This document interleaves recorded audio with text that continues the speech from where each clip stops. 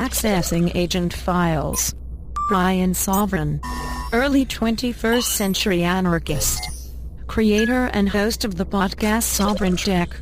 By the year 2021, the show would be instrumental in the downfall of various conservative ideologies in the government, helping usher in an incredible time. Hey, want to take a walk on the wild side and experience the bleeding edge of technology? Then get ready, because it doesn't get much more edgy than this. You're in for a wild ride.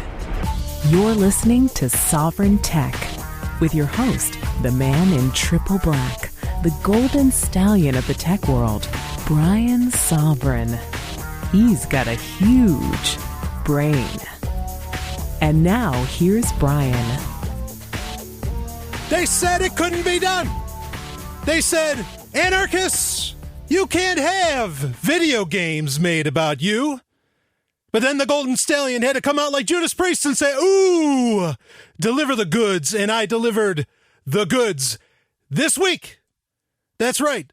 Sunday, May 3rd, was the release of HYPERCRONIUS. You got it. You want it. Go grab it, baby. Zog.ninja, ZomiaOfflineGames.com. You take your pick of which way you want to go, whatever web address you want to go get it. But it's out there. It's ready to go. $6.99 if you buy it from ZomiaOfflineGames.com. You can't miss it. I mean, there's links for the game all over the place on the website. There's a big picture on the left-hand side of the page you can click on if you want to grab a copy. I am accepting Bitcoins as payment for this, as well as there's PayPal. And of course, through PayPal, you could also pay through credit card if you want. So if you're looking to get your hands on this game, you've got ways to do it.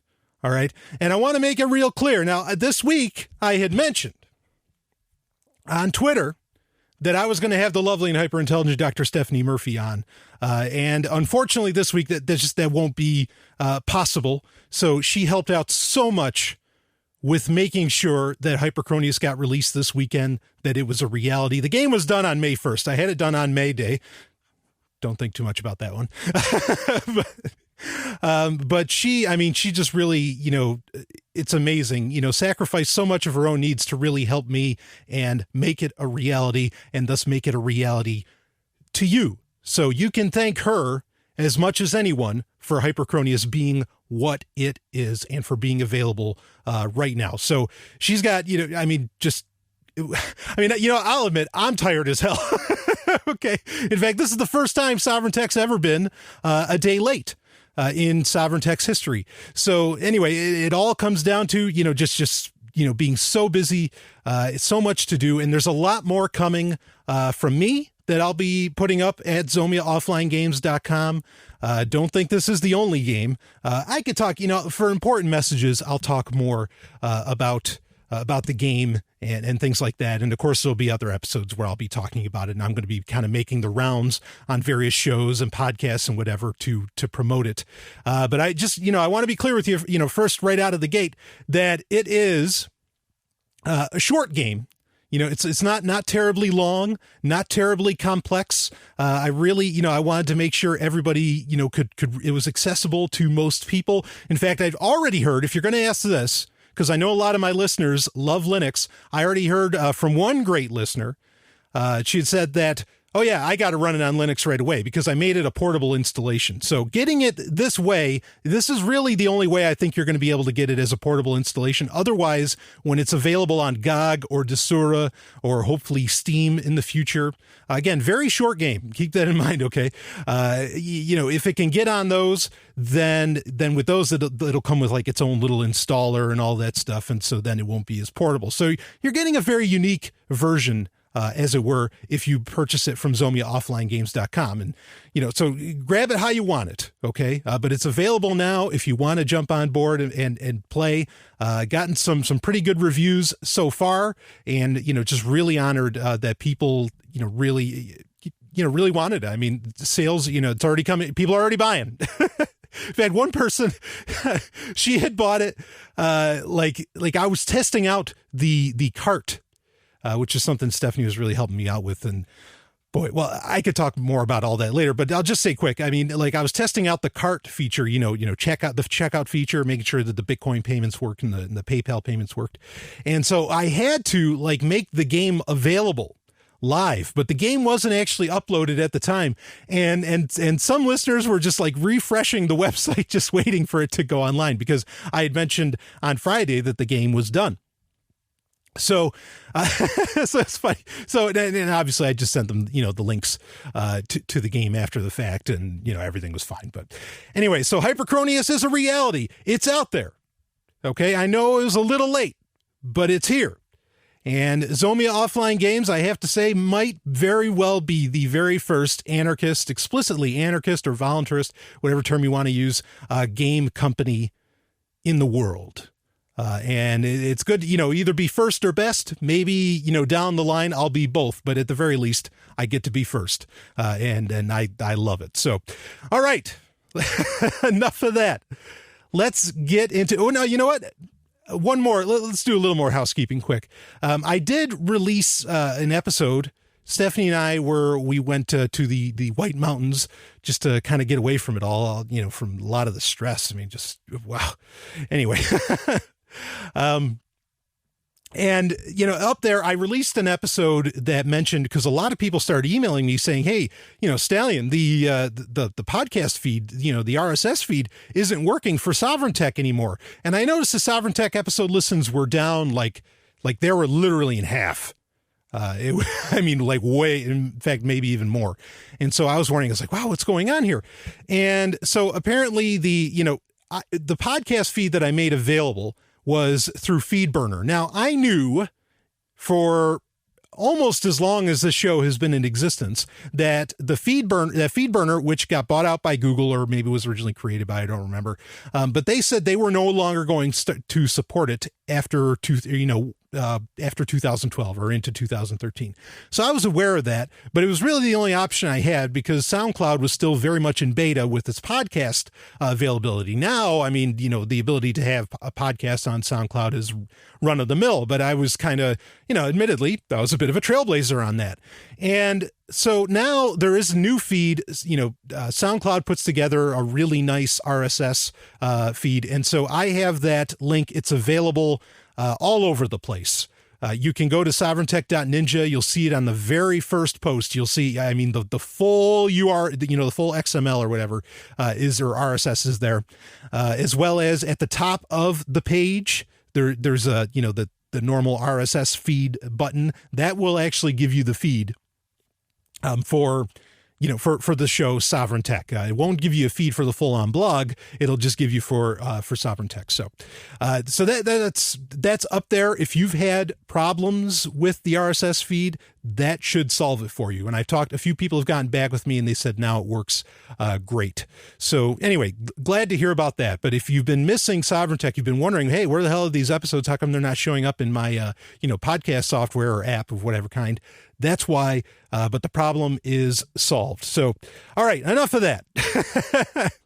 Enough of that. Let's talk a little bit about, there was the Build conference, which Microsoft held this week, and it was one hell of a conference, in my opinion. This was almost, it might be, and I could be, and obviously, none of this is DApps, really, other than the fact that Visual Studio, which is in large part the bread and butter of Microsoft, of programming for Windows, is now available on Linux. That blew my mind when I heard that. Okay. I mean, the fact that there's a 64-bit Linux installer for Visual Studio and it's free, just blew my mind. I didn't even, I tweeted about it. I was like, make sure you read this a few times, Visual Studio on Linux. But anyway, so you had that. But yeah, by and large, none of this is DApps yet. And of course, DApps meaning decentralized, anonymous, privacy, and security, meaning the software appeals to those four principles. None of this really does that. But they pretty much, Microsoft announced at this that we're going to make, APIs available that can emulate a lot of what Android and iOS does so that people could easily port their apps for iOS or Android onto Windows 10. But then, of course, it's not just about it going onto Windows Phone 10. It's about them being universal apps and then being available on anything that runs Windows 10. Now, this is a big deal. And partly the reason that this is a big deal is because I wonder how long it'll take before somebody pulls off, and this is the stuff you won't hear on most, mainstream tech news, till somebody pulls off much what can be done with, so Chrome OS, okay, you can run Android apps on Chrome OS. Select ones initially, only ones that have gone through this process and that Google allows for and whatever. But again, it only works on Chrome OS. If you're using Chrome, just the web browser Google Chrome on Linux or on Windows or on Mac, it won't allow you to use those Android apps unless you do a little hack, a real hack. Okay. And then you can run all these Android, apps that are available for Chrome OS, but then also you can run all Android apps entirely. So I wonder, how long will it take before somebody makes a real hack for Windows 10 that will just allow it to run Android apps anyway, that they could just kind of be sideloaded or whatever and have that operate. So that's a pretty big deal. And there's something about it I really like where it allows for, and kind of the overarching point of build was clearly the idea that, okay, with Windows 8, we completely disregarded desktop and server. And so with Windows 10, we're going to remedy that. Okay.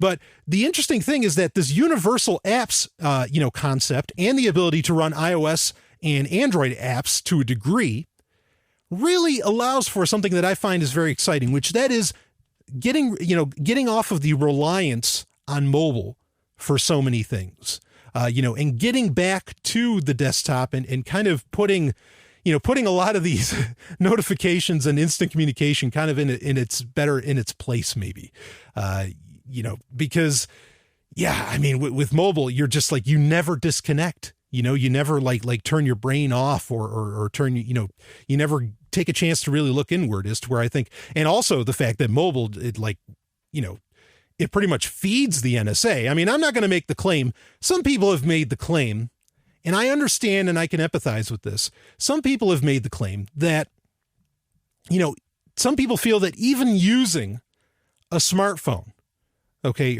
or using a lot of these different services, like especially ones that aren't dApps, okay, decentralized, anonymous, private, or secure. If you're not doing that, that somehow you are feeding the system because you're giving information to the NSA or GCHQ or whoever.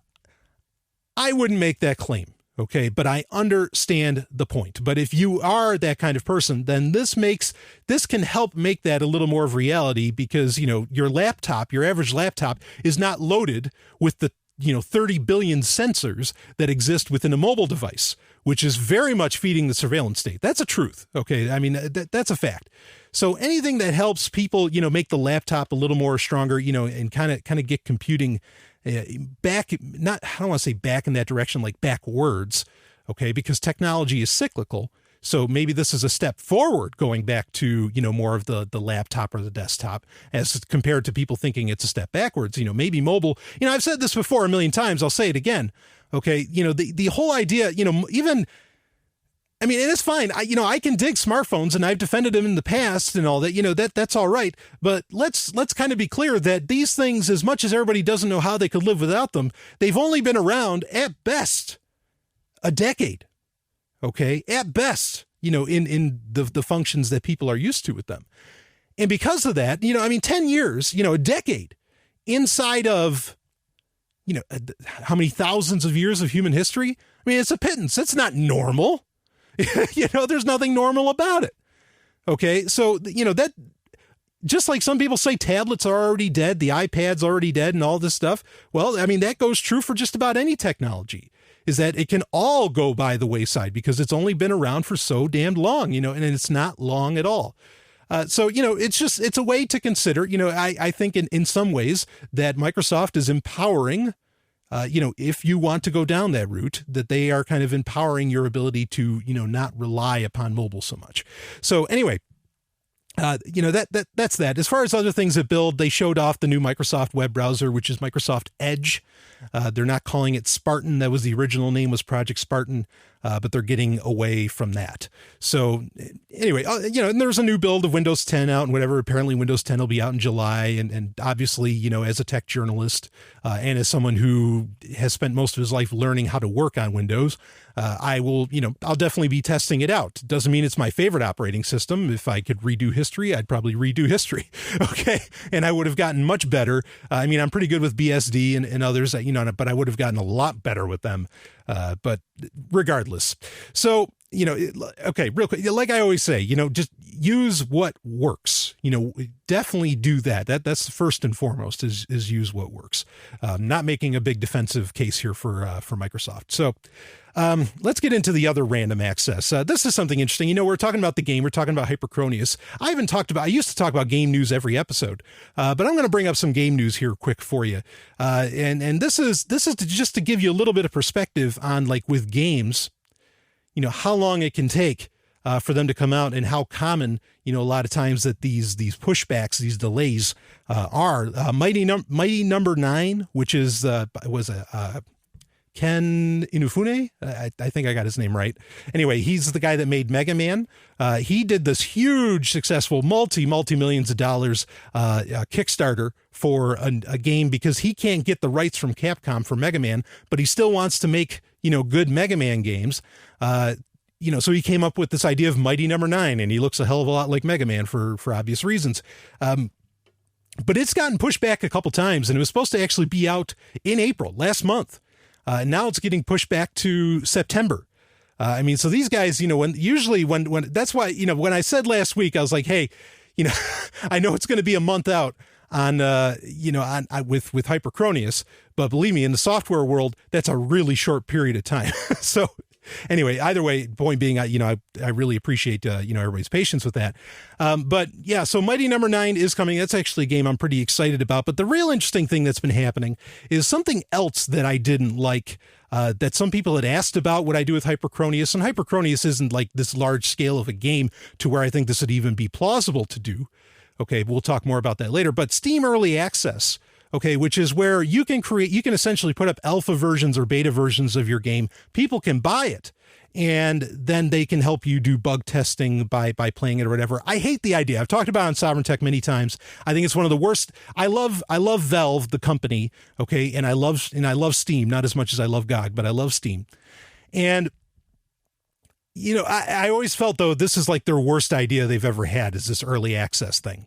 Because it essentially, like, there's no guarantee in the contract, not that I care much for contracts, but there's no guarantee in the contract that says that the game ever has to get finished, that it ever has to actually come out. And it's been a running joke because early access has been around for a couple of years, almost as long as, or maybe longer than Sovryn Tech's been out there.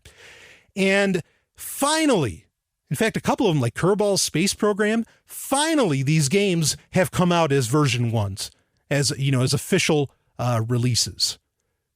So, I making HYPERCRONIUS, I have a real new, in fact, I did a blog post about it today. You can go to the Zog blog at zog.ninja to read it.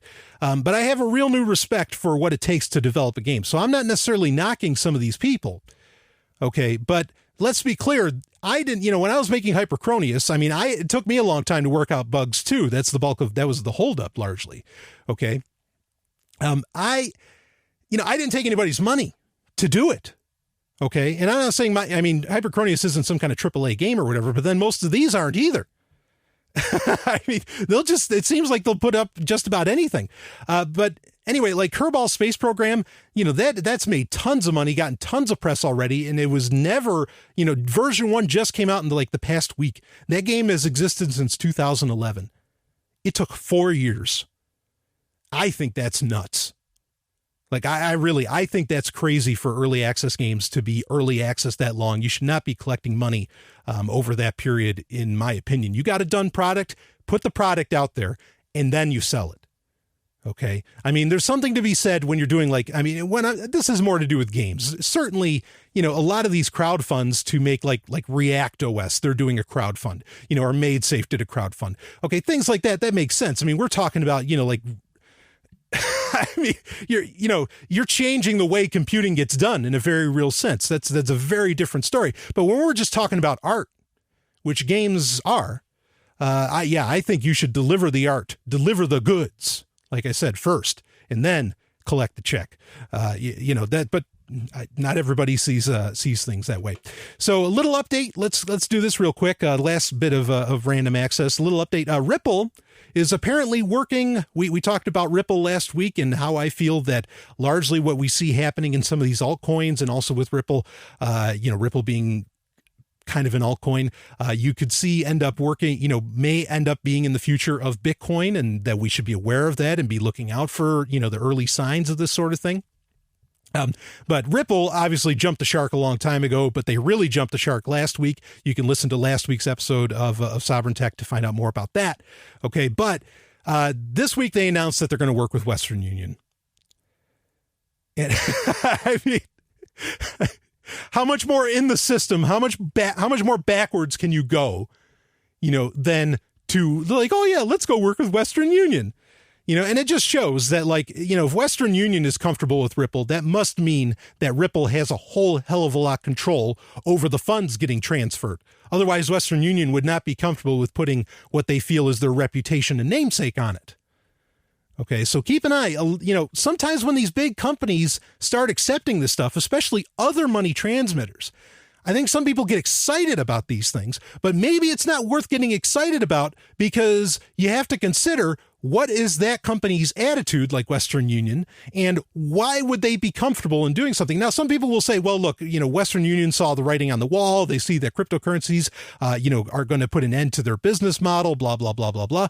Maybe, or maybe they finally could put their name on something that gives them the level of control that they want. Myself, I believe the latter. Okay, and I think there's proof to that. And that proof we talked about last week when one of the co-founders couldn't even sell off his Ripple, his XRP or whatever the hell. So anyway, that's it for the random access. We've got a hell of a story to get into this week. And it has to do with one of my favorite companies, sarcasm, Google. And this story is from Marketing Magazine. Future Google robots might behave like deceased loved ones. And of course, we know Google has bought, was it Boston Dynamics or something like that? I think I got that right. That one with that really creepy, like horse or mule style robot that doesn't get knocked down very easily and can run very fast and sort of headless. So they've definitely had an interest in robotics for some time. But let's read some of the story here and then we'll comment on it. Google has patented a system for creating different robot personalities based on a user's preferences, habits, or disturbingly, their dead family members. The patent filing outlines a method by which a robot could scan a user's device to determine the best personality to assume. That might be based on how the user types, their context, or even their mood. Or, according to the filing, a robot might take on a real-world persona. The patent states, quote, the robot may be programmed to take on the personality of real-world people. Example, behave based on the user, a deceased loved one, a celebrity, and so on, so as to take on character traits of people to be emulated by a robot, end quote. Sounds very much like the movie Her, right? Moving on. Naturally, the personality can be dictated by the user, so it's unlikely a future Google robot will start imitating a deceased aunt without permission or warning. And just because Google has been awarded a patent doesn't necessarily mean a new product is in the works. Creepy as it may seem, the idea isn't too far off what tech firms already do with their existing voice assistants on mobile. For example, Microsoft's Cortana, quote-unquote, learns about a user's contacts, habits, and schedule and shows information accordingly. Other robot personas suggested by Google include Woody Allen to reflect, quote, happiness, surprise, fear, perplexion, end quote, or Rodney Dangerfield for, quote, thoughtfulness or derision, end quote. The patent also states that a robot's personality may be uploaded to the cloud and downloaded across different devices. Conspiracy theorists will note that Google's Nexus range of Android smartphones appear to be inspired by the Nexus 6 androids from Do Androids Dream of Electric Sheep, Philip K. Dick's sci-fi novel that explores the real versus the synthetic. And of course, Do Androids Dream of Electric Sheep is the book that the movie Blade Runner was based on. In fact, a lot of people said, this is an interesting point to bring up here. A lot of people said that Google wouldn't create a Nexus 6. They wouldn't call it the Nexus 6 because of the concern, the popular concern that, it would be named after like Roy Batty or whoever in Blade Runner or in Do Androids Dream of Electric Sheep. But they went ahead and did it anyway. So now, yes, it's absolutely true. You see a headline like that. Obviously, of course, it's meant to get clicks and all this business, and it's not a terribly long story. Okay. But I think there's things to consider. Okay. With all of this. And yes, it's important to realize it's just a patent. Sometimes patents, the way the patent system works, it's really you want to be there before everybody else is. It's a protectionist thing. And a lot of people make a ton of money off of patents that they are never going to develop. They just want to sue somebody or collect money from someone that actually does develop what they patented. And, and then they don't have to do any work for it. Okay. This is very commonplace.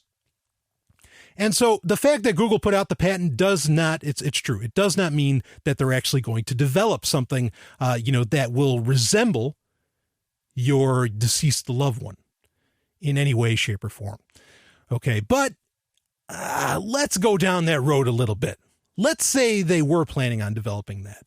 Suddenly, because I'll admit to you, a pretty scary picture can get painted here. Okay. I mean, how much information does Google collect about you?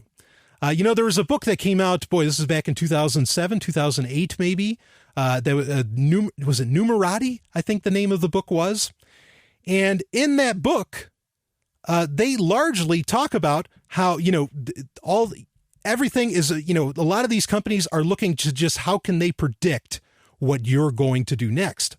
And normally people thought that all that just meant, and even the book kind of discussed it, that it just meant that, so they knew what to sell you. So they knew what you needed. Okay. Kind of like how Target knows when you need diapers. Target knows, there was that story how Target knew that a woman was pregnant before she knew. Okay. Just based on like her buying history and whatever else. Okay. But something else that this book discussed a little bit is the potential of you getting replaced. Now, in the book, it was just talking about, replacing you at your job. If you're really good at it, this way we could automate machines better, to do things based upon the best workers and their best attitudes and platitudes and all of that.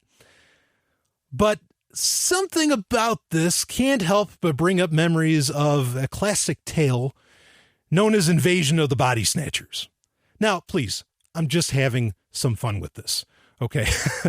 But when you consider the amount of money Google has, the amount of information they have about everybody, a little bit of concern over this is not unfounded for a multitude of reasons.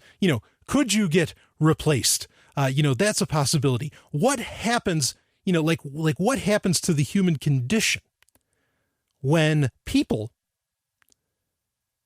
when your loved one dies, but then you just replace it with, kind of like in the movie Her, where people were literally falling in love with their operating systems because the operating systems could, knew what you wanted and all this, had all this information about you, or could even, act like, someone from your past or whatever. All of that very much becomes a reality. But what happens with, when people, now, believe me, I think one day humanity is going to crack, this problem of death.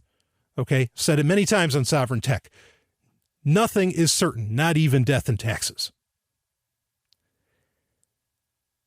And so I think we'll crack that at some point. But what happens when something really tragic does occur and an OS or an algorithm or some bit of software or a robot comes in and takes the place of that person? Do you ever get to process the trauma of what occurred?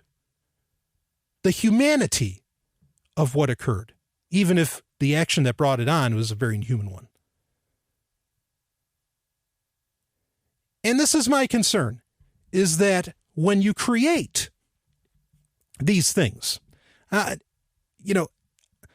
talked so much about, what I consider a lot of the problems with Google collecting so much data. Okay, I'm not going down that. I'm not going to talk about that right now. But let's just consider that if we can just have, people talk all the time about, it's the age of distraction. Everybody's distracted from something. Nobody's living in the moment anymore. They're too busy looking at Facebook when they're sitting on the beach and, things like this. And there was a time where I didn't give that any credit. Now I give that a lot of credit. I think it's very true. People are losing touch with reality and with humanity. And yes, they are losing touch with reality because what you are seeing other people doing on social media isn't real life. It's a curated version of that person. It's a rock star version, and even rock stars aren't the people you expect them to be. I know that. So my concern is that this extreme high level is going to, extreme high level of impersonation, and where maybe we have robots. I know Google might not do it. I'm just saying if they did. Where you could have robots that replace your loved ones, that the potential for people to never deal with anything in reality, to never deal with reality. Oh, I worry about that. Now, at the same time, certainly I could see it as being a tremendous avenue for working through traumas, because maybe you could have a robot of your parents and that could help you, work through and understand what's going on, what happened to you in your childhood. And you could do, tremendous role plays to figure out, a lot of what's happening deep inside of you. Okay. I know that that's there, but there's other ways that could be done. One of the technologies I'm really excited about is virtual reality and augmented reality. Okay. And that has kind of the similar aspects to it too. But I think what doesn't rub me so wrong about virtual reality is just that it's virtual. It's not necessarily something you feel or touch. We're not talking about hard light holograms like something from Red Dwarf. And so just, the fact that something so real, I worry that people will do that. And, maybe at some point, who knows how much is going to get lost out of the human condition, from that sort of thing. This isn't techno panic. This is nothing like that. All I'm saying is that if this is real, because it's a pretty good chance it never will be. Okay. But if this is real, let's consider the implications of this. Let's consider the fact, look, people right now, as much as I hate it, and believe me, I don't know many other people that hate it as much as I do. Okay. People do die, and we have to process the fact that they do, and replacing that person with a robot is not processing that trauma. That's a problem, because you are going to get out of touch with reality.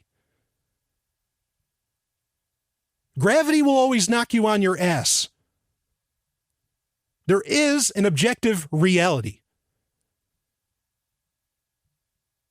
and it's something we need to work through to make the real growth that it takes, to get freedom for ourselves, and even in the life outside of us. So I don't like the fact that there's a company out there that can probably very much, emulate. It'll be interesting to see what that looks like. Of course, in the end of the day, maybe I feel like, and I've said this many times, that there's some things you can't code about the human condition, and that person, will not act exactly like your loved one.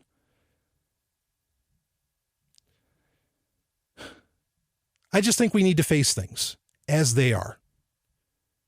And having technology either dumb down, replace, or keep us from accepting reality is a scary prospect. Leo Laporte said, a great quote that I love. He said, "We keep looking at all these screens to keep us from remembering that we're going to die because, those posts on Facebook seem to be immortal."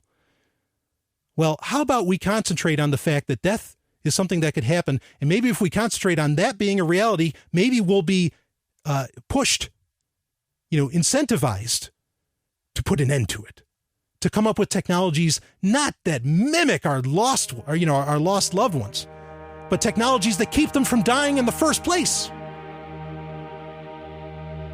And yeah, then there's the whole invasion of the body snatchers thing, right? Ooh, that could get creepy. Anyway, likely this isn't going to happen, but you should know that it's possible. I'll be back with more.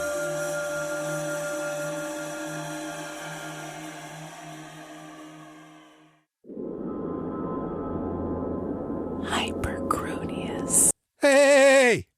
It's out. It's done. It's not coming. It's here. It's live. It exists. Go to zog.ninja. Buy it.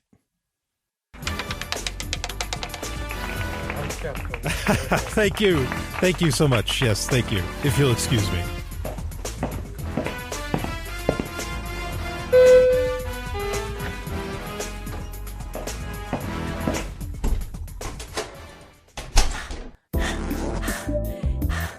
You're not Natalia. Who are you? Oh, hello, Mr. Sovryn. Natalia is on another mission.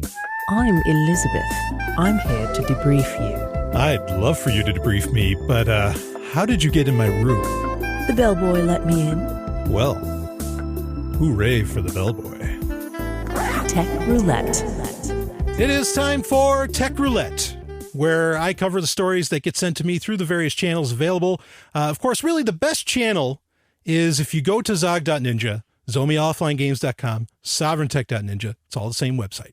Okay, if you go there, there's a Contact Us tab, and right there's a form. You don't have to have a Twitter account. You don't have to have a Google account. You don't have to have a Facebook account. You don't have to have an email account. Don't have to have anything. And you don't have to put in any information unless you do want me to get back in touch with you. Then an email address would help. Okay, and you can send me, links. You could send me whatever you want through that. It is absolutely the best way for me to get your messages, and we're going to get to some of those that have been sent through that venue in a little bit. But believe me, it works great. The site's Zog.ninja is totally, it survived Mobilegeddon, where Google strong-armed its way into making sure that people were pushing, having mobile sites, mobile, really well done mobile sites for whatever website they have running. Otherwise, they were going to get pushed to the back of the line in search. I think that's bullshit. Okay. I don't like that kind of strong arming. Okay. But at the same time, I survived it. So you can use that form right from your smartphone if you want to. It's the best way to get in touch with me. So I'm on Twitter. I'm on all those areas too, but of course, that's just how I prefer it. Before I get into this week's story, we've got a great one. I want to just lay out a little more on that last subject. Okay. And that is that effectively this is trying to create maybe not so much an AI, but something pretty close, or at least something that runs off of an algorithm that's supposed to mimic humanity. My overall concern with a lot of this is actually the human element.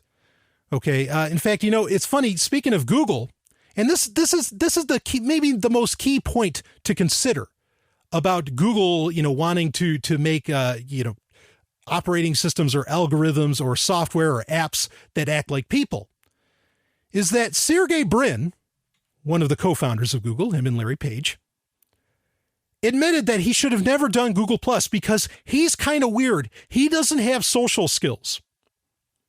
So he wasn't the best guy to be creating a social network where you're supposed to be interacting with everybody on planet Earth.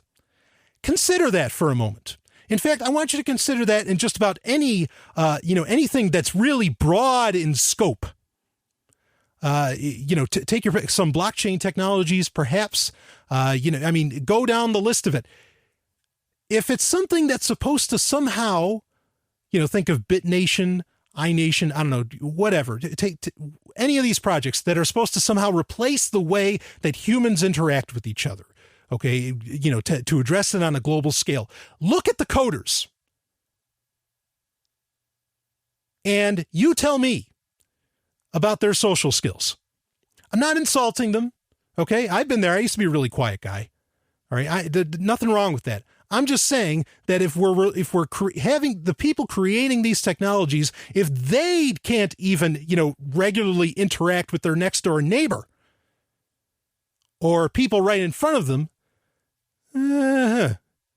I wonder about having them program the foundations of human trade and interaction. Just a thought. So anyway, talking about some very human things here, I get to talk about one of my favorite topics, and of course that's sex. This part of it may not necessarily be my favorite, but we're going to get into porn. Now, porn is something maybe you don't think that has any place on a tech show. I totally disagree. I think that eroticism, sex in general, really, in every way, shape, and form has thrusted technology forward. It is largely the reason for communication mediums. I mean, it's pushed it all. Okay. It may be even the reason that there's walls. All right. One of the first inventions, right? So it is very much has a lot to do with technology, and porn is an industry. And this is what I want to talk about. Porn is an industry that has been affected by the internet, by, a lot of the technological advancements as late in ways that I don't think most people realize. Because most people think that, what's that old song? The internet is for porn, right? And all this stuff. Well, it is, I think a case could be made for that for a lot of people. Okay. But at the same time, it may also be its destroyer. And so I want to talk about this. There's an interesting article. This article actually came from the lovely and hyper intelligent Dr. Stephanie Murphy. And it's from Thought Catalog, Getting Screwed at the AVN Awards, a journey into the American porno dream. Now, the AVN Awards, of course, is kind of the Grammys or the Oscars for the porn industry, often held or, mainly held in Las Vegas. The red carpet at the annual AVN Porn Awards is in full swing, even though it looks like a stage still being set. For some reason, I'd imagined such an event would take place outdoors. Porno queens gliding by in glittering dresses, waving as trade journalists snap photos amidst some palm tree-studded backdrop. But in 2015, in reality, the red carpet spans two back rooms in the Hard Rock Hotel with all the ambiance of an affordable gym. Security workers in black t-shirts push dollies full of unidentifiable electrical equipment through the crowd, complaining that the hotel should have already cleared the area. A blonde starlet is nearly run over as she steps off the red carpet, caught up in her own clutter, calling out to fellow porn stars, stay classy, eat pussy. Off to the side, there's a makeshift bar, and those of us with press badges have been encouraged to mingle with the stars before the awards begin. Almost immediately, an aging actress in an orange gown is advising me, quote, honey, there's one lesson to learn in this life, and it's this. Sex is about business, not love, end quote. She can tell me this, she says, because she, quote, sees me. She gets it. She knows what kind of girl I am. And this is being written by Rachel White.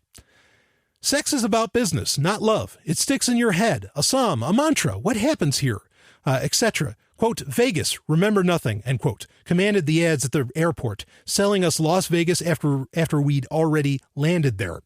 AVN, the Adult Video News, is the industry trade publication that sponsors the award show every year.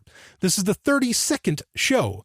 Quote, mingling with the stars, end quote, I thought it might be interesting to ask how many more years they thought the AVN would last. But then, hanging around the bar, all of us women dressed up, it was hard not to make small talk to feed off the anticipatory high for the coming event. Quote, we have an 8-ball we're trying to get rid of, end quote, said one star, perched next to me on a tiny table. Quote, do you want it? End quote. I went to ask my boyfriend, who I'd managed to get a press pass for, about the Coke, and found him talking to the gay male blogger from Jezebel. Quote, oh my God, please buy the Coke so I can write that thought catalog. Bought Coke from porn stars, end quote, said Jezebel, recorder in hand. I was determined to stay up for these supposed sex parties that happened after the award show, but we were beginning to unravel which seemed to be the hand Vegas deals everyone. Quote, just expel all of the money, expel all of it, end quote. My boyfriend joked as we winded through casino after casino. Oxygen pumped through the filtration systems to make us all high, and the lack of natural light coaxed us into a constant nocturnal state. And that is, Golden Stallion breaking in here. That's a fact. Okay. That's marketing ambiance at its finest in Las Vegas. In fact, Stephanie and I, we've been to Las Vegas a couple times now, I guess. And I mean, not fans. Okay. Not fans at all of the city. So let me read on here a bit. Overall, the story, and this is a really long story, so I'm not going to read the whole thing. But the sense that you get is that the porn industry is very much dying. And that initial read is that how the AVNs, which is supposed to be this incredibly glamorous night, is a sham. Like, it's people convincing other people, oh, this is a big deal. This is like our Oscars. This is like this and that. Okay, I'm going to read just one more paragraph here that kind of cuts to the chase. But there's a lot to grasp, with this. And then, I've got a lot of commentary to say about this. At the expo earlier, I interviewed James Dean, male mega porn star, and found him to be a bit obstinate. I tried to ask about piracy, that is piracy of, torrenting, downloading porn movies and not paying for them, in the long gone era of new girls making $30,000 a month, about 7-figure porn contracts. And he asked what I meant. And did anyone really think those days were going to last forever? And then he went back to what he wanted to talk about, his many new ventures. Quote, I'm more than just a dick, end quote, he said, gesturing toward a wall of James Dean dildos. Quote, yeah, end quote, said my boyfriend when I told him this afterward. Quote, you should have said, you're not just a dick, you're an asshole, end quote. So anyway, the point, the overall, the arching point of this article, and again, it's really, really lengthy. I'd be reading it for the whole show, is that this glamorous notion that porn makes tons of money. Now, some people still do. Okay. But that porn makes tons of money is gone. It's completely gone. And the reason being is the internet. Okay. And so let me give a little bit of history. So now myself, I don't know how much information I want to give away, but I lived in Van Nuys for a little while. And I lived in Van Nuys because I had some family there, and that family was involved in the porn industry. Okay. Most of my family is not, but there is that little segment, that is in California. And so I've been on porn sets. I've seen how all that works. Now, granted, this was, shy of a decade ago.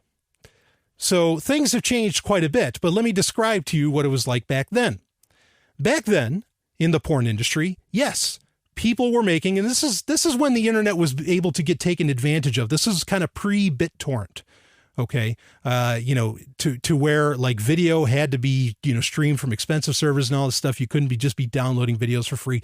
And in large part, a lot of the money was really made, not even on the video, it was made on picture sets, because that was the bulk of what was, readily accessible by, anybody sitting at home on their computer. Baud modems are still a big deal. Okay. And so you had, the production sets, you had full on sets, you had gigantic warehouses. This was, DVDs were kind of at their height, and there was lots of DVDs all over the place. There was fluffer couches. In fact, that was one of the things that really turned me off, is literally there's a woman just, completely drugged up, unfortunately, in the back of the set, who's just there to get fucked. So a guy that's about to go on set to perform a scene can get his dick hard, and ready to go, because he's going to have to do a whole bunch of, foreplay or whatever. And, these guys often, for multitudes of reasons, some of them being, drugs and whatever else, lifestyle in general, have a hard time getting it up. Drinking, you take your pick. It's stuff I've talked about on Sovereign Tech before, whiskey dick, stoner boner. Okay. Even cigarettes can affect the blood vessels of your penis and can keep it from getting up. It's a fact. So it's very like everybody, you're on the porn set. And granted, I think most people realize that porn isn't real, even though most young people, obviously it's their first exposure to sex, because society's just so goddamned afraid of talking about sex at any given moment, especially with little ones around, that That's the first thing they see. And so everybody thinks, okay, this is how it is. So a lot of people do see, porn is like, okay, this is how we have sex. But then most people do realize, yeah, that's not real life. Because, especially when you look at some of the very violent porn that's out there, I hope people realize that isn't real life. Maybe they do. Maybe that is something that turns them on. And they, and then certainly, like earlier we were talking about working through traumas, I think you've got some traumas to work through. But you really don't notice, in fact, all that kind of crazy stuff that you see get done, in porns. And believe me, there's good porn and there's bad porn. Porn can be done in very right ways. There's like a site Passion HD. There's a whole bunch of them. There's porn that can be done in very, very wrong ways. Okay. But the whole porn scene is a reality distortion field. None of it is real. None of it. In fact, anytime, this is an interesting thing. I think most people realize this, but I'll just lay this out for you. Most people don't know. California has some very unique laws. There's one law, I think it's called Law 2257. Okay, this isn't in the story. This is me telling you this. And Law 2257 says that if you are in a video that is getting put out by a distributor, okay, you have to sign a contract and you have to be made aware that you are in that video before it ever gets distributed. So any of these celebrity sex tapes, any of these, sex tapes of any kind that people get all flustered about, that's all marketing because they knew it was going to get out. They could have refused it. If they didn't sign that paper that said it was going to go out, Law 2257 says it's not going to get out there.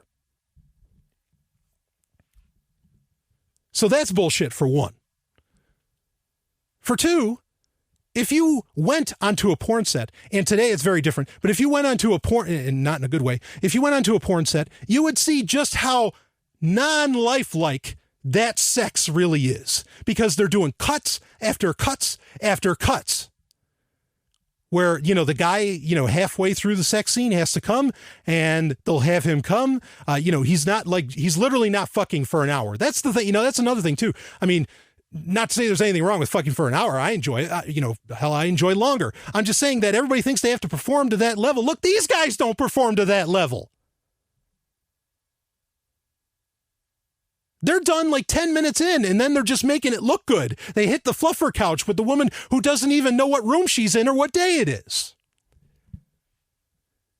And there used to be like really big production sets that they'd have and all that. But let me tell you how it's changed today. And it is, again, because of the internet, and I'll explain more why that is, okay, in just a minute. But now, as this story will highlight, and as many other could tell you, now it's all generally being, except for some very, there's the movie Pirates, and there's that new movie Dawn of Justice coming out, that's like a superhero porn and all that stuff. Other than those exceptions to the rule, now most porn is done in people's homes. Okay, like they're all turned into makeshift. And it's been done that way before. That's not necessarily something new. But point being, there's no more money. There's no more money for sets. There's no more money for any of that stuff. It's all being done, in sometimes in literal shanties, or just in the producers, happens to have a mansion or something. Like it's crazy what's going on. And in fact, a lot of times, these extreme sex scenes or like bang busts or something like that, they're not doing that because it's hot or because it's cool or something like that. They're doing that because those fucks they don't have enough creativity to make enough money to be able to afford an actual porn set.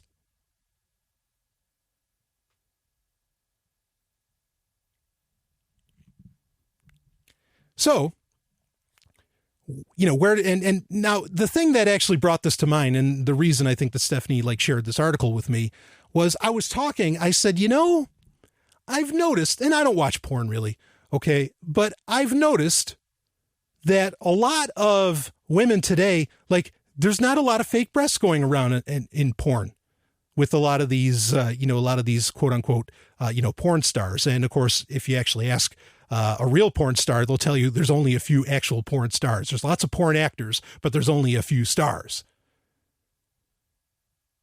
Think like Lisa Ann. She's a porn star. And so like I was saying, what brought this to my mind was, I noticed that a lot of women, they didn't have fake breasts anymore. And I came to this realization, and not even just like fake breasts, but there's this big push where, maybe they don't even I don't dig, I'm not one, I don't like makeup. I don't like painted stuff, or even, jewelry doesn't necessarily do anything for me. It's fine if you like it. That's okay. I'm not saying that. It's, it's just not my thing. But I was, thinking back, in the 90s, like when these women got in front of when women got in front of the camera in the 90s, they really, they came on like they were, queens of the world. They're dressed to the nines, whatever term you want to use. And I said, boy, that doesn't happen anymore. Like, nobody does that anymore. And I think some people want to push it as like this kind of amateur thing or whatever. And again, it's just like with Bang Brothers or Bang Bus or Bang Brothers, whatever, where I think it's just they don't have the money. They can't even afford the fake tits anymore because there's no more money in that scene. And it's true. I've seen some interviews recently, or heard interviews, I should say, where, I've talked to porn stars, and a really great porn career in 2001. Guess how many movies a woman would do in 2001? If she had like a really long, she was just, she was past the porn age, getting closer to 40 or whatever. And she, a real porn star, very famous, had done a lot. Guess how many movies generally like a great career is? 60. You talk to some 19-year-olds now, and some of them have done, like 80 in a year. By the time, 5 years later, some of them have done like nearly 1,000 scenes because the pay isn't there. There's no glamour left in the porn world, maybe in a couple spots. But even that is just exceptionally rare. There's no glamour to be had. And this is largely, and this is what I wanted to, in many ways talk with you about. Okay. This is largely due to not that people are just disgusted with porn and they're not buying it anymore. It has nothing to do with that. People are consuming more porn than they ever have. They're just not paying for it. Okay. And this is because of, very much it's BitTorrent. A lot of people think that the internet is what got everybody hooked on porn and all that stuff. And maybe some of that is very true. But the irony is they should have been supporting BitTorrent and all these things. If you're somebody who does not like porn, you should be sending money to BitTorrent Inc. in Silicon Valley. Because they're killing the very industry you hate. It's true. They can't recover from it. Like, nobody's paying for this stuff anymore. And, you'll get these porn stars who start getting into the whole notion. It's like, well, this is why we need intellectual property. You people are stealing from me when you download my work and all that stuff. And when you listen to them, they make very convincing arguments, not about the IP thing, but just the notion that somehow because you didn't pay for that porn, you're stealing their work. And really, in the end, what that's all about is that, the music industry is running into the same thing. The movie industry, all these industries are running into the same exact issue. Okay. And it all boils down to not that necessarily that people are stealing. It boils down to the fact that these industries aren't innovating at all. How did the MPAA fight, piracy? They made better movies. Really, that's it. Okay, they were complaining, oh my God, profits are down. And then they released like the fourth Pirates of the Caribbean movie and it did gangbusters, or they came out with a new Transformers movie or whatever. The trick is that people will pay for content. You just got to give them really great content. But there's just an extreme lack of creativity in most of these fields. That's the real issue. Because I was a little worried because I think some people are feeling like, oh my God, they're doing like the porn stars, even people that support porn, porn and that like porn. Okay. They're like, well, yeah, I got to give them money, but no one else is paying for or whatever. Look, give people an experience. Okay. That, that BitTorrent can't capture whatever. Get involved in virtual reality. I mean, there's ways to do it, but you've got to innovate or embrace, BitTorrent and use it as maybe your distribution model or whatever. I don't because people get worried about this, that all that's crumbling or whatever. But I think you just got to really give people what they want, and that'll solve the problem. Okay, but it's true. It's absolutely true. I think the perceptions out there that somehow the internet, is pushing porn forward. It's destroying society. Blah blah blah blah blah. All this crap, which, like I said, there's good porn, there's bad porn. Okay, but no, that it's quite the opposite. It's actually destroying that entire industry. And so I wanted that perception to get out there. But for me, it also brings up the point of what I consider the future, or at least the near future of the modern economy. And that is PWYW, pay what you want. This is something people need to explore quite a bit. Okay. This notion of pay what you want. In that, if people really, you've got to just deliver something that good. And if they appreciate it, they will give you money for it. Okay. There's Patreon, which is incredibly exciting. The porn industry isn't embracing pay what you want. And I'd be interested to see how it would work if they did. They're even some of them are trying subscription models like Netflix. Look, that doesn't solve their problem. Okay. I'm not saying it's a problem. I'm just saying that's not solving their problem, because I don't pay for Netflix, but I can watch any show on Netflix that's there. Not that I would. I mean, like House of Cards, I couldn't care less about half those shows. So, if you want to, a lot of these companies, I mean, this technology, the technology that's out there, okay, again, people have skewed perceptions of what it's actually doing. In large part, a lot of it is killing entire industries. Okay. And the only way to solve it is really to innovate. There's no way to get around, there's no argument of, oh, you're stealing from me and all that stuff, while nobody complains about the government taxing them.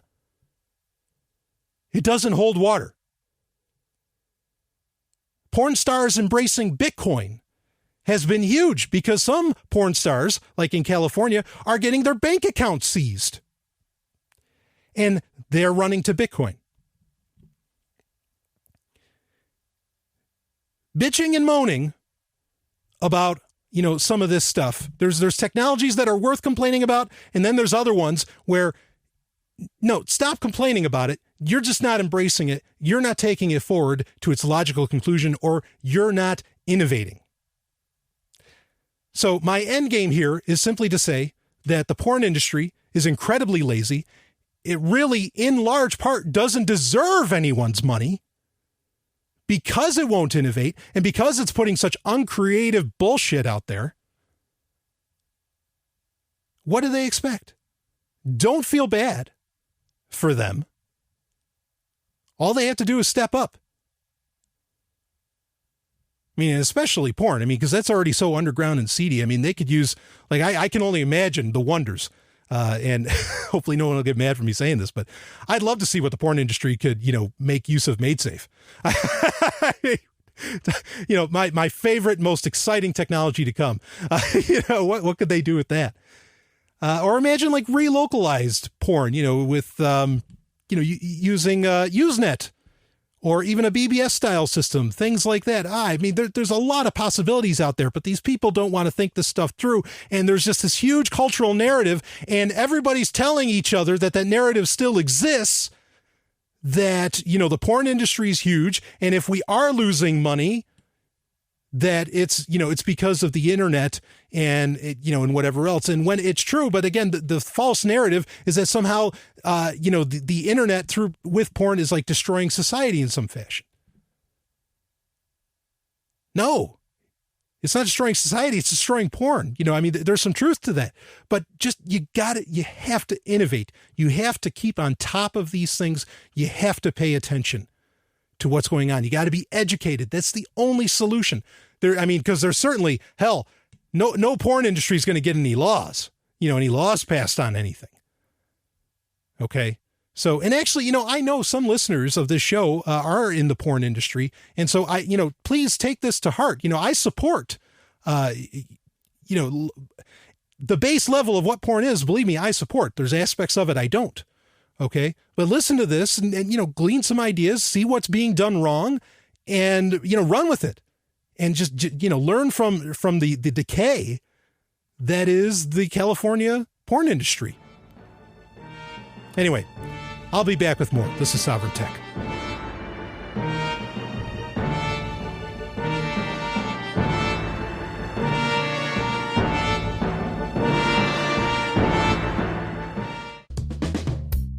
Time now for 90 Seconds on Sex with Dr. Paul. To understand what the hymen is, it helps to know the difference between a woman's vulva and her vagina.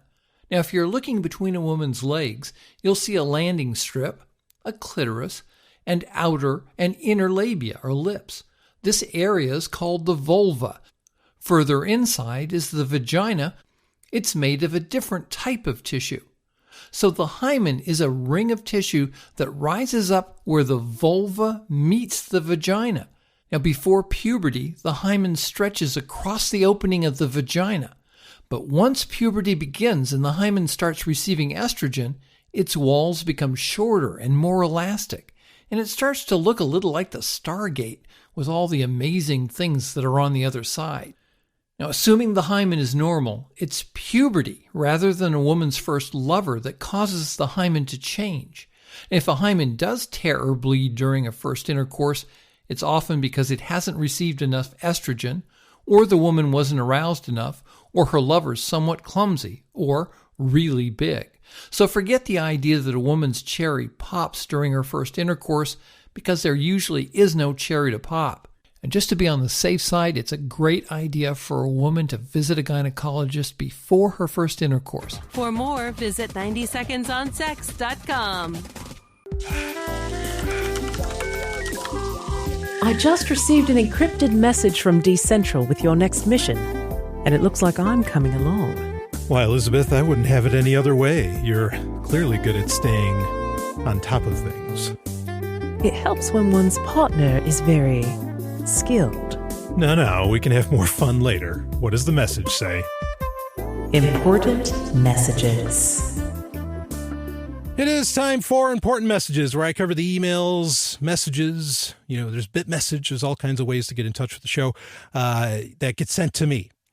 And we got a few to get through here. I don't know if I'm going to get through all of them. Last week, the whole second half of the episode was all important messages, but people really seemed to appreciate that. I got a lot of heat about my thoughts on Bitcoin, thinking that what's happening with Ripple, could and probably will happen to Bitcoin.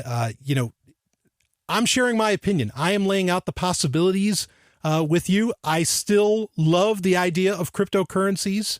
Okay. I still, blockchain technology is still a very interesting thing. I'm definitely looking at the technologies that are taking that to the next level that are beyond blockchain technology. Okay. Those are exciting. But, don't confuse me. Okay. And I'll, from time to time, I will still bring it up. But just, largely what's going on in that space is incredibly uninteresting. There's stories about what's happening in other countries with Bitcoin, like in Argentina and all this stuff. We talked about how it saved, how it saved some porn stars in California. Fantastic. I am so glad that happened. Okay. My main concern, I just want to make this real clear. My main concern with Bitcoin, I'm not saying don't use it. I'm not saying it's unethical to use it or something like that. That's ridiculous. Okay. I'm just saying stop preaching about it like it's going to save the whole planet. Stop, especially Bitcoin only. There's the chance that cryptocurrencies and things beyond cryptocurrencies, could take a real good step towards, bringing the end to coercive government, to coercion, to governments and all of that. I support that all the way. Okay. But that's the thing. That's my real problem is this narrative that somehow it's changing things. In some ways it is, but in so many, perhaps the most important ways, right now, it does not look like that's happening. Do I have to wait? Well, maybe I have to wait, but I hate waiting.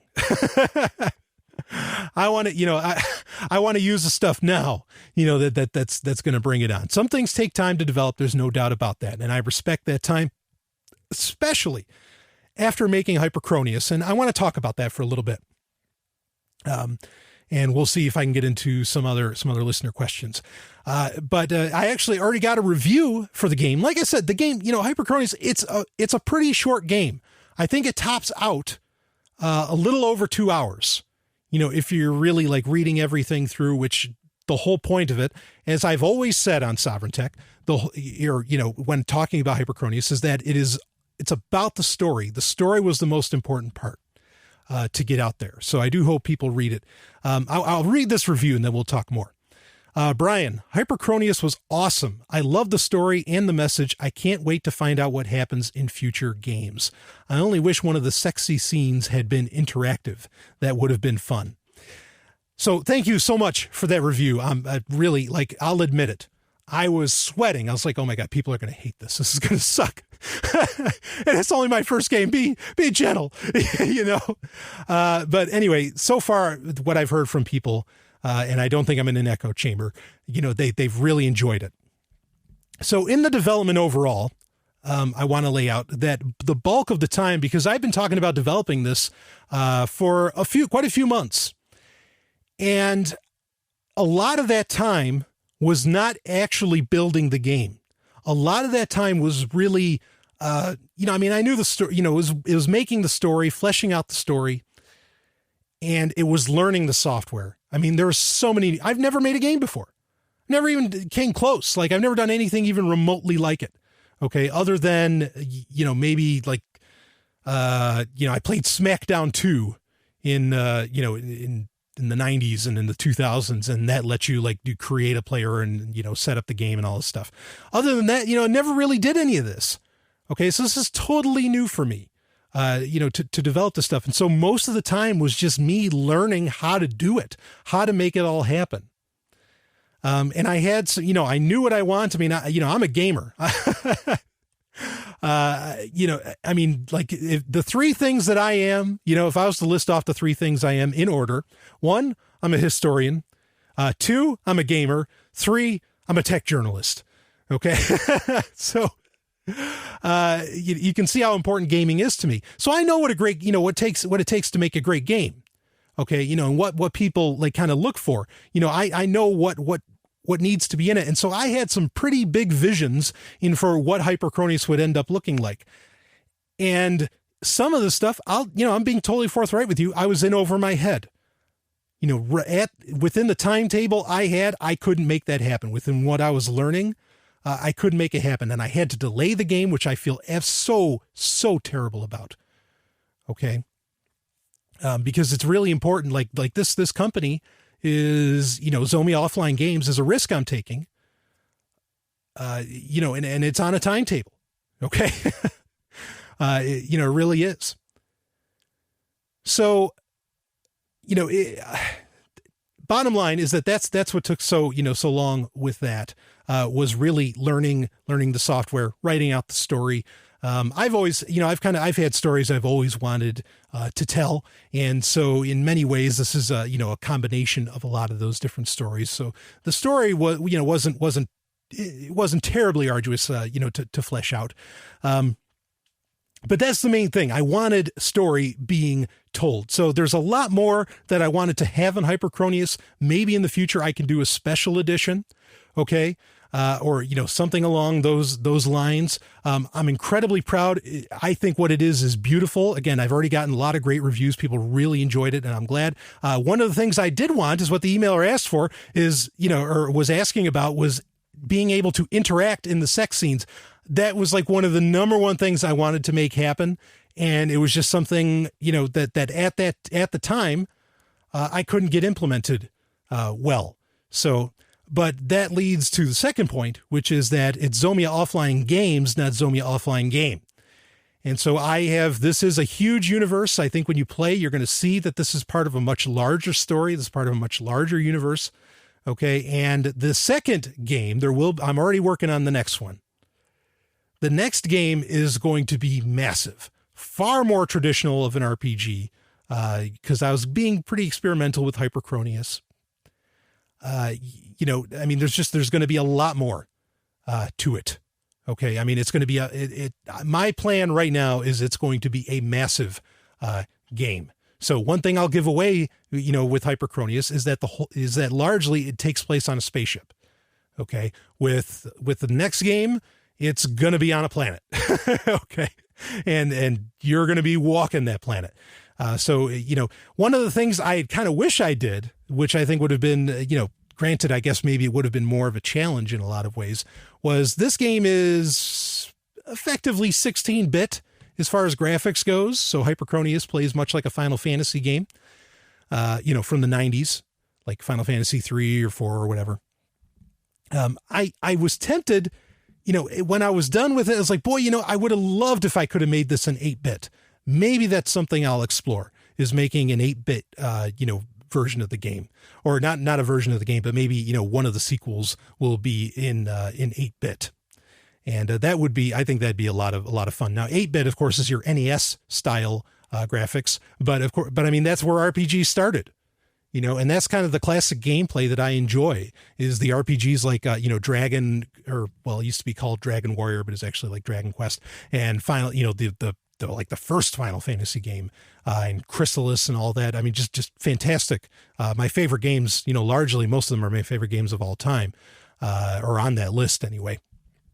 So that's something I'll be doing, and I'll be, there's going to be a lot of games coming out. There's going to be, like side games. There's going to be games that take place in between the release of this one and the release of the second game in the series. I mean, I've got a ton planned to release, but I really appreciate the feedback I've gotten. I wanted to, if you don't know what HYPERCRONIUS is about, I wanted you to kind of have a sense of what you're getting into when you do grab it. And again, please don't hesitate to go to zog.ninja or zomiaofflinegames.com, click on HYPERCRONIUS. It's right there on the left. You can't miss it. And again, you can buy it with Bitcoin, or you can buy it with, you can use PayPal or credit card. And of course, you use credit card through the PayPal link there. Okay. So, plenty of options to get your hands on it. But boy, it is grueling. I'm still, today, I still have a headache because I'm still feeling the stress that it's not done. I can't believe that it is done. Like it hasn't settled in for me. And I've already copies have already started selling. Okay. And that's something else too that I want to lay out to you, is that this is a portable game. Like I mentioned it earlier, that this is a very unique way that you can get the game. That means you can take it anywhere. There's no digital rights management. You do whatever you want with it. You can look through the files and everything. I mean, this is, for an RPG, this is about the best look into it as you can get, and about the best with any game that you can do, where you can just take it with you. I mean, you can run it off of a flash drive. We're going to talk about portableapps.com during a tool of the week here, but you could toss HYPERCRONIUS on there and, play it right off of that. It doesn't require, heavy specs. It doesn't require a great monitor. I mean, it's 640 by 480. It plays windowed on most computers. This is for everybody. And I want it, that's something too, is I really wanted it to be some of the wilder ideas I might have been able to implement, but I wanted this to be something, I wanted everybody to get on board with the story. And so I did want this to be, I don't want to say not easy, but I wanted it to have, kind of a classic pick up and play. That was really, really important to me, that a lot of people could get on board with this, in that way, and maybe help out with the popularity. So, the gameplay, and I never said it would be, the gameplay was not a terribly deep experience. But that was very much by design, as I want anybody to be able to pick this up, enjoy the story. The lovely, hyper intelligent Dr. Stephanie Murphy actually played it, and she really loved the characters. She really enjoyed it. She wrote a very nice review and shared the game. So that, that's the deal, with HYPERCRONIUS. If you have questions or whatever about it and you want to send reviews, I don't know how many more reviews I'll read on Sovryn Tech, but maybe I'll do a special where I read off the reviews and tell people about it, and that can, if you want to try it out, you can incentivize and try it. But something like, I was going to talk. Actually, somebody sent me a great email that they found a bunch of awesome stuff about Ninja Turtles, and I'm going to talk about that in the future because Sovryn Tech listeners know I love Teenage Mutant Ninja Turtles. But Zomia Offline Games, this is this is my company, and of course I'm the only person in it too. But for in any way that it gets defined as a company, it's very much what it is. And HYPERCRONIUS is the first game. Now for me that really makes it official. Okay, for me, the fact that there's a real serious game out there right now, a polished product, okay, that makes Zomia Offline Games very real to me. And I don't know of any other. Now, I know there's games that have been made by liberty-minded people, like there's Mind Things and there's some others. But I don't think that there's ever been like an expressly, like a really for lack of a better phrase, hit you over the hammer anarchist message game out there, or a company that supports that and wants to make only that. And so I'll admit it. I'm really proud that I'm the first guy. Okay. That I'm first out there and that it's a reality. And the fact that, with the democratization of communication and data, the fact that can reach out to just about anybody. Oh, it's exciting. It's really, really exciting that that's a possibility. It definitely speaks to the fact that there's a real chance that people can get some freedom in their lifetimes, I think. Or they can get pretty damn close. That's for sure. So I'm proud of it. It's definitely something, hopefully I get to talk about. I will be saying how I made, there's going to be shows and other stuff where, blog posts where I talk about how I made the game so that other people can do it if they want to. And hey, maybe people will want to do it under the banner of Zomia Offline Games. I don't have to be the only guy that makes games for Zomia Offline Games. But I think it's exciting. This is a medium. A lot of these fiction mediums, are just ripe for people to get in there. Not just podcasts. There's lots of Liberty podcasts, and that's fine. Okay. And there's nonfiction books or whatever, but tremendous stories that can get the point across in ways that a lot of other avenues really can't do it.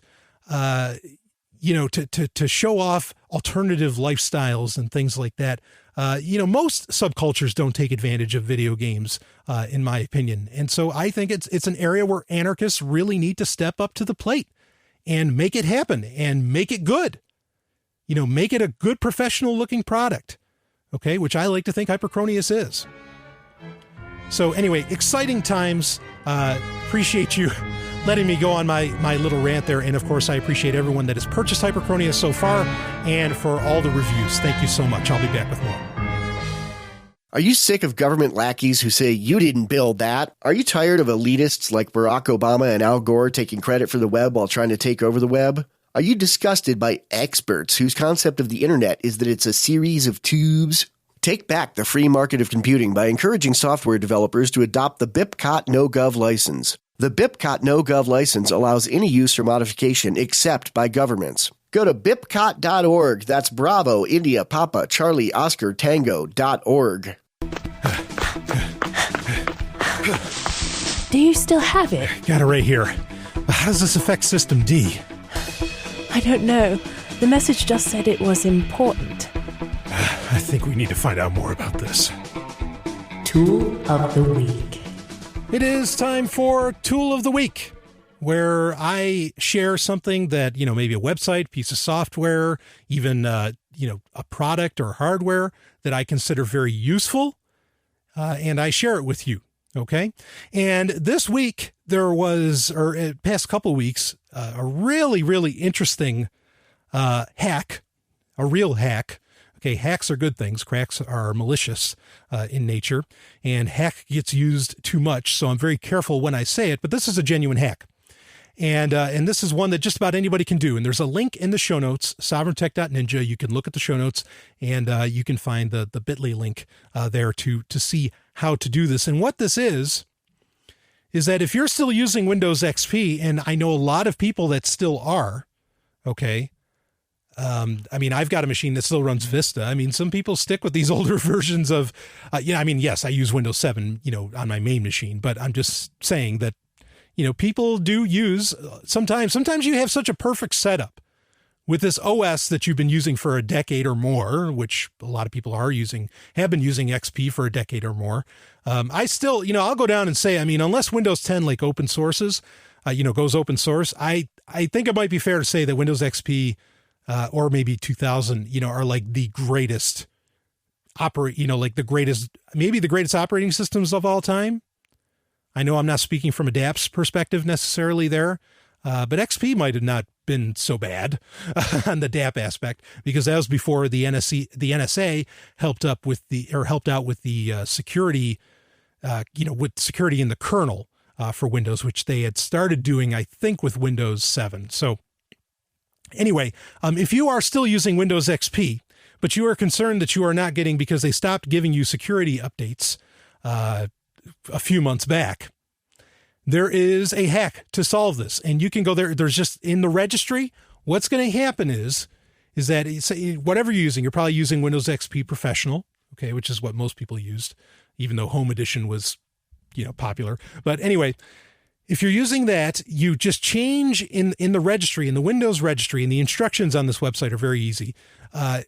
You make Windows think that it's actually not Windows XP Professional or Home Edition, but you make it think that it's the XP that gets like the embedded XP. It's the XP that gets used in point of sale systems, which, boy, I used to have to deal with all the time.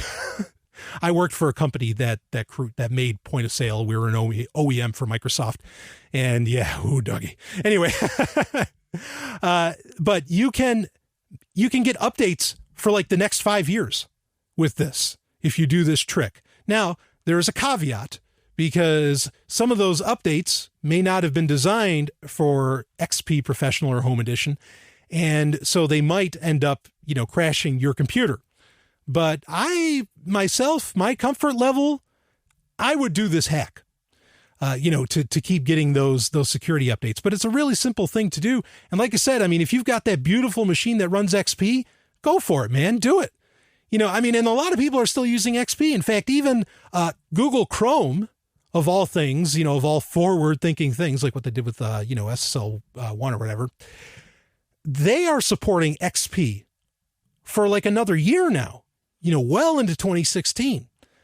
So, if you've got that machine where, maybe you're waiting to see, okay, how's Windows 10 going to fan out? And if it doesn't do well, screw this. I'm just going to go to Triskel Linux, or I'm going to go to Apple, I guess. Then, but you want to keep using your XP machine. Well, here's your trick. I think it's great, and for XP, for what it was, I loved it. I thought it was solid. It was like really, you could really make it really fast. The 64-bit edition of Windows XP never got enough love. It never got enough development. But I really wish that got a lot more, because then I would have never had to deal with Vista, right? So that's something to consider. And like I said, you could still run Chrome on it. If a lot of people, their lives, I recommend using Firefox, of course, but a lot of people's lives exist within Chrome. So that's still a possibility, for you to use. Though an interesting point, I heard that there's been reports coming out. We've talked about in the past how apparently Chrome, due to a cycling issue, was draining the battery on Windows laptops. And now apparently the same is true for the new MacBook. This is the one that comes in gold or space gray or, whatever, the silver, whatever other color. And some people said that Google Chrome was actually draining their MacBook by like 3 hours. Like it was taking 3 hours of battery life off of that thing. And that's one of the beauties of those MacBooks, is that, they have this ridiculous over 10-hour battery life. Not so if you're running Google Chrome, apparently. And I'm not totally clear that Google has solved the Chrome issue that Windows had, even though they said that they started to, or that they had. Funny stuff. Use Firefox, of course, there. But hey, if you want to still use Windows XP, here's a great solution for you to keep that thing just a little more secure. I'll be back with more. This is Sovereign Tech. Hey, this is Michael Dean from the Freedom Fiends radio show. I've been working with computer programmer Derek Slopey to create Fiend Phone. I'm using Fiend Phone right now to talk with and record one of my co-hosts in real time. Take it, Davi. Hey, this is Davi Barker, and I'm 1,000 miles away from Michael, but we sound like we're in the same room. We sure do, Davi. So, Davi, please tell the nice people more about Fiend Phone. Fiend Phone is free, open-source software that opens up a global world of possibilities for collaborative, high-quality remote voice media production, and I'm digging it. People can try the Windows beta version of Fiend Phone right now at fiendphone.com. But we're also raising money to vastly improve Fiend Phone and vastly improve independent talk media worldwide. So go to fiendphone.com to help out. Who will build the audio roads? We will, with your help. That's fiendphone.com. FEENPHONE.com. Foxtrot, Echo, November, phone.com. Fiend Phone. I never knew remote audio could be this good.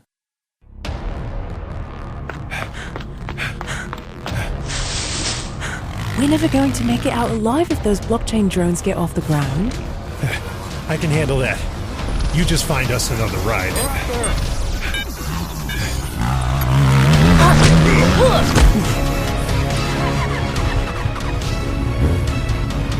Get on! Nice moves. When did you learn that? On with you. No guns, no killing. Are the drones taken care of? They are now. Nothing works better than a quick hack. Let's get going. Hacksec. It is time for Hacksec, where I talk issues of hackers and security. And of course, on Sovereign Tech, hackers are heroes. Black hat, gray hat, white hat, those are definitions given by the system, as it were. They do not accurately describe the actions of hackers generally, which really should just be broken down to, something malicious against another person, or something that actually really is helping free the world. So anyway, hackers are heroes. And I want to, this week, before I get into it, we've got a really interesting story that I kind of teased last week. But I want to mention just a little bit more with Windows XP, portableapps.com. I didn't get to this. Portableapps.com. If you go there, and again, you could run HYPERCRONIUS on your portableapps.com thumb drive or flash drive or USB drive or hard drive, portable hard drive. What this allows you to do, if you're a Windows user, this is a really, really handy thing. Or actually, if you use the Wine emulator, which that's something else too. I mentioned that earlier in the show that people had already played HYPERCRONIUS on Linux. So I know that works if you're using an emulator like Wine for Windows. Which Wine stands for Wine is not an emulator. That's what that's what the acronym means. I love that. But anyway, I think portableapps.com can work in that. But portableapps.com, which allows you to download a lot of really modern software and run it, will work with Windows XP. So it's a great way if you use a lot of software, in fact, you can even run Google Chrome on it, but you can run Firefox, Thunderbird, OpenOffice, LibreOffice. There's all, tons and tons of games, including HYPERCRONIUS. There's so many things you could run from it. You would never really have to, you could be a person that exists, without a single machine, and you just connect to whatever's handy, as long as what's around is a Windows machine or is running Wine. And that works with Windows XP. I highly recommend portableapps.com. I've been using it for almost a decade now. It's really, really great software. And I love the idea of it, that you have a drive that you can very quickly take with you that has all of your data and stuff on, especially now when thumb drives, are one company, I think SanDisk maybe is coming out with a thumb drive that can do 1 terabyte. That's insane. So that's something to look at. But because portableapps.com, it doesn't just work with Windows XP. It would effectively let you run modern Firefox on Windows 95. That's how backwards compatible that is. That might have changed recently, but I know just a couple versions ago that was still very, very possible. So anyway, that's kind of a tool within a tool that you can use this week if you've never heard of it before. But I try to talk about it often if you're a Windows user or if you have to interact with Windows machines a lot. Obviously, if you want to go full DApps, decentralization, anonymity, privacy, and security, obviously you want to be looking at something like Triskel Linux, or Linux and BSD in general. So anyway, let's get into this week's Hacksec. And this actually came from a great listener. And it's interesting. So it's a very, very long story that this person lays out. So I'm kind of going to cut through it a bit, to be able to get it all in. But let's start here. Basically, this is the tale of, let's see, what does he call it here? The tale of the anomalous promoted tweet. And I'll read on. Basically, the other day in my Twitter feed was an ad for Orphan Black. It's a TV show. It's a pretty good one too, actually, Stallion cutting in there. Now, the degree to which this was anomalous is only really comprehensible to a certain type of rationalist. But for those rationalists, I will lay out a few things. For the rest who stumbled here unwittingly, well, hopefully by the end, you'll want to learn the tradecraft involved, I guess. Nearly all ads I see on Twitter have an obvious and logical, albeit simple, origin, although I still ignore most of them, which means they've got work to do. Ads on Twitter are meant to be targeted, and I personally prefer this, as should you, sorta. This requires an aside, because most of my friends still don't quite have a grip on this, and I assume some will come here. And this is pretty important. Not ads per se, but the line of reasoning involved. So, or why targeted ads are not bad. Let's read this. In a perfect world, ads and content discovery are synonymous, mostly anyway. Things that I don't know about but would like if I did are the things I want to be shown. Ad tech also wants this ultimately. They want products in the eyeballs of exactly who would want it if they had the time to look and no one else. Perfectly product market fit. Anything else is more expensive. More expensive is bad for them and bad for us because then shit costs more. And we as a species use a bunch of shit to build even fancier shit. And somewhere down the line, we're a spacefaring super species. And believe it or not, cheaper, faster iPads do contribute to this. I want to cut in real quick here. I'm not a fan of targeted ads. Okay. I think that requires data collection by people who you have no assurance of what they would do with that data. But as an aside, the fact that, do iPads actually move technology forward to becoming a spacefaring super species? This is true. Whether you like the idea of transhumanism or not, it's absolutely true. One of the reasons that I heavily support a lot of technology that is kind of ecological in nature to where like it's, okay, how can we get a power supply to run on exceptionally less power? Now most people, push for that sort of thing because they want to, it's for the environment and all this stuff. And in some areas that's true, but in a lot of other areas, scientists are admittedly getting a little funky with that. Believe me, I'm very, very concerned about the ecology and biodiversity in a very real way. So don't confuse me there. Okay. But the idea of having a technology that runs more efficiently, which certainly, smaller smartphones and iPads and all that stuff has definitely paved a way for that in many respects. Yes, that does push forward for that, because if you were spacefaring, you'd need, everything every ounce of energy is absolutely essential. So yes, it's true that does lead us towards becoming, or that is part of, if one chooses to be a, spacefaring super species. So anyway, I want to cut ahead on the ad thing. He just kind of, goes into how ads are pretty much, makes things cheaper. So you do want them to work, and you don't want to be, getting your time wasted, because then the person gets angry at everything else. And what he goes on to, maybe I'll just break it here, because what he goes on to describe in this is that he never watched Orphan Black. Okay. Which is how this all started, because he got an ad on Twitter for Orphan Black. And he's done nothing for that targeted ad to get to him. Now, I want to be clear. With the app, I think you can turn off internet-based ads. You can turn off all kinds of different ad things. You're still going to get ads, but I think you can turn off the tailored ad. So he's kind of inaccurate on that. So, he's never seen Orphan Black. The only interaction he ever had with Orphan Black was he was at somebody's house, and for 20 minutes it was on, or he was at some meeting or something, and for 20 minutes Orphan Black was on the television.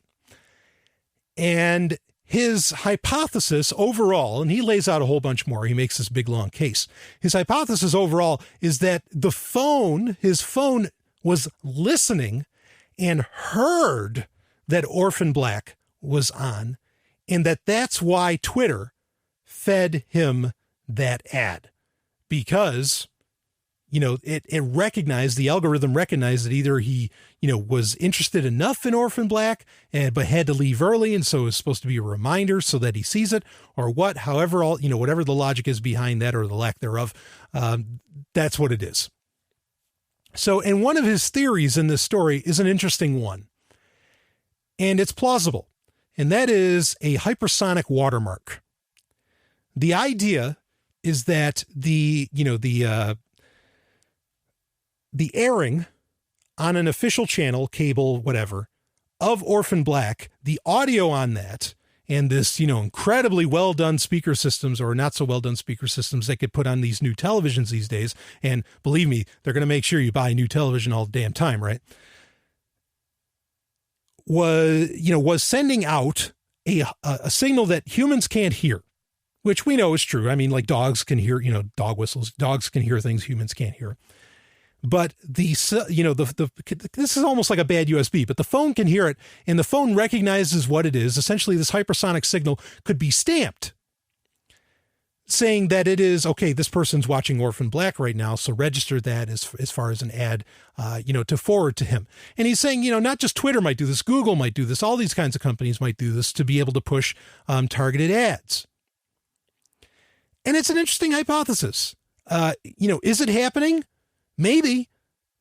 And I don't think that any company would feel any shame about it, because, when you look at like Samsung on their TVs, they're putting ads on your volume bar, like right above the volume bar. There's a fucking ad. And as if you didn't pay enough for the television, right? As if you didn't already hash out 10 grand, for that 8K TV.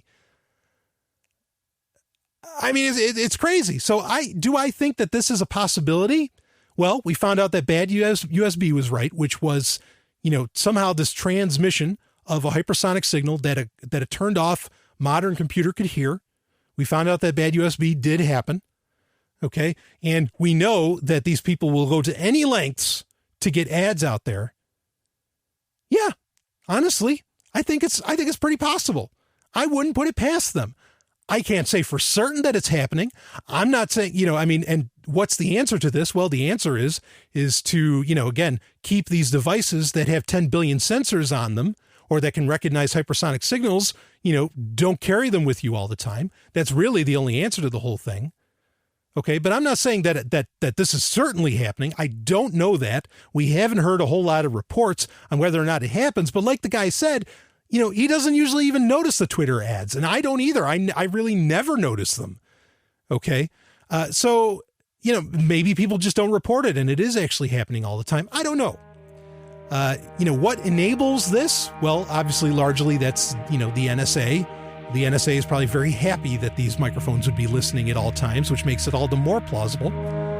But as with everything, come to your own conclusions and have your own opinions on the matter. I'm sharing it with you, and I'm just saying it's not that crazy that happened. I'll be back with more. Babylon 5 ended a great war and united 100 alien races in peace. Danger didn't die. It just went underground, with new heroes and new evils to carry the torch. We need to make sure they all understand we will not be intimidated. What is wrong with you people? We have to pit him against himself. It's an entire new season of Babylon 5, with all new episodes. Babylon 5 is available for download on your favorite torrent site. See it now to experience the greatest show in television history. Babylon 5. Oh, we made it. They're not kidding when they say you're the best, Mr. Sovryn. Oh, Elizabeth, you haven't seen anything yet. Oh, really? Really? Why don't I show you? Right here? Out in the woods? On the bike? Elizabeth, I can rise to any occasion. Ew. Brian. The climax. It is time for the climax, where, frankly, I talk about whatever the hell I want to talk about. And we are almost to episode 125, so I just want to remind you, don't worry. I got some new, some new beds, new openers, new intros to every segment coming. So I personally, I enjoy the hell out of them. So anyway, but what I want to talk about, is because I can, again, with the climax, I could talk about a book, a movie, it could be a topic, it could be poetry, hell, it could be anything. It could be a comic book. You take your pick of it, or I take my pick of it. That's the point, is I get to pick. I give the listeners a lot of opportunity, to have me talk about what they want me to talk about. But this is the point where I talk about anything. I get to geek out and do whatever. And what I want to talk about is actually very much relative to the porn story that we mentioned earlier. And this is about about innovation and about creativity in various fields and markets and spaces. So a movie that's coming out this week, or not this week, but this summer, that I'm very excited about is the new Terminator Genesis. I am a huge fan of the Terminator movies. And obviously a lot of people are, because Skynet is pretty much a cultural meme. I don't know if I've ever, because sometimes I'll talk about franchises during the climax, or it used to be called the pick of the week. So I honestly can't remember if I ever talked about the Terminator series in Sovryn Tech history, though I think I have, because I seem to remember talking about like the Sarah Connor Chronicles, which was a great show on Fox, only lasted 2 seasons. But then Fox is notorious for canning great shows way too early, right? Consider like Kindred the Embraced, amazing show on Fox. But anyway, the Terminator series is great. There's a lot of really interesting messages, a lot of interesting things, to consider when you watch these movies. And very much, now everything's CGI, and most people don't remember a time when movies weren't all CGI. But Terminator, especially Terminator 2, really pushed, the movie industry and technology in general very much forward. Okay. The first movie, the first Terminator, was kind of the proof, and something that, I'm certainly hopeful for, is that a very indie production, okay, with a guy who's never tried half the stuff before, and some of it's experimental, ended up doing really, really well. That being James Cameron with making the first Terminator. It was in many ways an indie film. And so with HYPERCRONIUS, here's hoping. But, and then Terminator 2 just pushed everything forward, and then James Cameron wasn't involved anymore. And there was Terminator 3. I really liked Terminator 3. I thought it was a fantastic film. I know a lot of people kind of rip on it, but I thought it was awesome. There's been a lot of books, a lot of video games. In fact, Terminator video games, talking about video games, holy shit, there's been tremendous. Like there's the one 2089, I think is the name. It was like Terminator 2089 these are games that were made for DOS. Those were fantastic. It's a huge franchise, and just about everything done for it. There's comic books that actually J. Michael Straczynski, who's the creator of Babylon 5, greatest TV show ever made. You just heard an ad for it. He wrote for it. There's obviously the Terminator versus RoboCop. There's all this great stuff out there that, that you can take in if you really love the Terminator series. And ironically, in many ways, this is part of that whole innovation thing. Okay. How is it that they still make Terminator movies? How is it that, all this stuff is still going? Like there's novels and there's comics and all that stuff. And that's really one of the ways that a person can innovate. Now, like I said, this is kind of relative to the porn industry. I don't know how the porn industry would necessarily get into the business of comic books and all that. But if I was a porn actor or actress, maybe I would try and sign a deal, and actually porn actresses have done this, where they create comic books about themselves, kind of where they're superheroes. And obviously women in comic books lend themselves very much to porn star dimensions. So, so there's something to be said for creating a multimedia experience. But that can kind of go two ways, because at the same time, not everything needs to be this gigantic multimedia experience.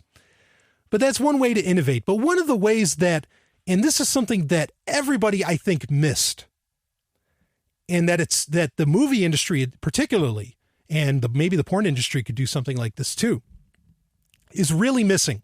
And what I want to tell you about isn't so much the Terminator franchise. I got that across that I really, really love it. But there was, when DVDs were kind of just started, okay, this is the late 90s, and like DVDs were costing $30, $40 a pop. Now you can buy them for $1 or $5. These were events when people made DVDs, okay? And, you know, I think whoever was working in Hollywood at the time that was that was working with the DVD creators and all this, I think they realized, hey, if we want to get people off of VHS, we've got to really give them a reason to. And so they innovated. And again, sometimes when some movies came out on DVD, I mean, it was, full commercials. It was an absolute event when things would come to DVD. And probably the first one that I think really took advantage of what DVD can do, because there's a lot of things. This is one thing the porn industry did take advantage of, was multiple angles, even though they didn't do it enough, because DVDs allowed for a movie to have multiple angles. Now, for whatever reason, I don't know why Hollywood didn't decide to put just a couple more cameras in on a film to create this experience, because you're not going to, with pirating, you're either you're going to subject them to the fact that, like say with Blu-rays, if they did it with Blu-rays, this multi-angle thing, people would have to download, 30 gig, 50 gig at a time to be able to experience the movie in such a cool way. Okay. But the fact that it's such a high gig count makes it very prohibitive to do it for all kinds of movies. Sooner or later, someone would have to go out and buy a movie. So Terminator 2 was one of these DVD releases. It was like the ultimate edition, and it was one of these that really put, they jam-packed everything they possibly could onto this DVD. And it was beautiful. It worked out really well. You got a director's cut version of it, and then you had the theatrical version of it. And there had been great releases for Terminator 2 on VHS as well, where like it came with a statue of Arnold as the T-101 and everything. But here's one of the neat tricks, is that DVDs used to put in what's known as Easter eggs. And in these Easter eggs, like you didn't know they were there. You'd have to hit the directional button. It almost made it into a game. You had to hit the directional button on your remote for the DVD player to find where these things are. And most people, half the time, they don't even know they exist. One in particular was Gladiator, great movie Gladiator with Russell Crowe. You could see the Chicken Run, which was another movie from back then, which is like one of those claymation movies that had Mel Gibson and some others. Chicken Run, you could watch the Gladiator version, or like the Chicken Run Gladiator styled theatrical trailer, if you went to like the like this breastplate on Marcus Aurelius in this picture in one of the menus on the DVD. So anyway, with Terminator 2, there was a point where you could access, like the menu would come up on the DVD, and it would be an exoskeleton, and to be a head of a Terminator. And there was a point where you could access the side of the head of the Terminator. And you could input numbers from the number pad on the remote control. And what would happen is, if you put in the date for Judgment Day, which would be, August 97, whatever, that Judgment Day at the time, it always kind of shifts. You would end up with a third edition of the film that had like some deleted scenes in it and some other stuff. It was really cool. And look, especially at that time, it was incredibly difficult. And even today, I think it'd be a bit of a stretch. It's incredibly difficult to get that experience off of a torrented file. You're going to want to pay for that experience. You're going to want to show appreciation. Let's not consider it, you don't even have to think of it as money. You're going to want to show appreciation to the person that took all that time to develop such a fantastic, homage or Easter egg, such a fantastic thing that you really pays off for the fan that knows what Judgment Day is and knows his Terminator. he gets to explore a bit of this universe. So there's things that a lot of these people could do, that could really take advantage. Not all the ideas have been thought up, but it's interesting that whole notion, and I loved that, to have interactive menus, to have these hidden Easter eggs, to have ways that you could really, secret things that you could find out, about a movie or a TV show or whatever. That's just gone. I mean, it's done. I don't know if many Blu-rays do any kind of Easter egg or anything like that. I mean, now a lot of people will put Easter eggs into movies, like in episode 2 of Star Wars. There's a point when they're flying through Coruscant that you can see 2 TIE fighters chasing an X-Wing. Of course, it's impossible for there to be 2 TIE fighters and an X-Wing in that time frame, but George Lucas tossed them in there. So, or at least ILM did. So I'm kind of disappointed that the entertainment industry, not just the movie industry, but the entertainment industry isn't paying out the fan lip service. And they're not even bothering to figure out how to do it. It's like they're just trying to fill their coffers and run away. Make the money while they can, because we're about to hit a drought of some kind. That's very much what it feels like, is going on. And I'm really annoyed because, that, especially the Terminator 2 one, that was so cool. I mean, it's just a little something, to do. And when you could put a DVD into a DVD drive on a computer, when you could move the mouse around the menu, it made it a lot easier to find the Easter eggs. But all that kind of stuff, it's like, yeah, that's great. And I don't think most people don't realize it. And maybe that's kind of the point, is that you're not supposed to see it. But it's not like a feature that even really got touted. It was just like something fun that somebody did that was putting it all together. I don't know why they didn't take advantage of it. So in the end, it just comes down to the same message that we made earlier, of course, that these industries don't want to innovate. They want to sit on their asses.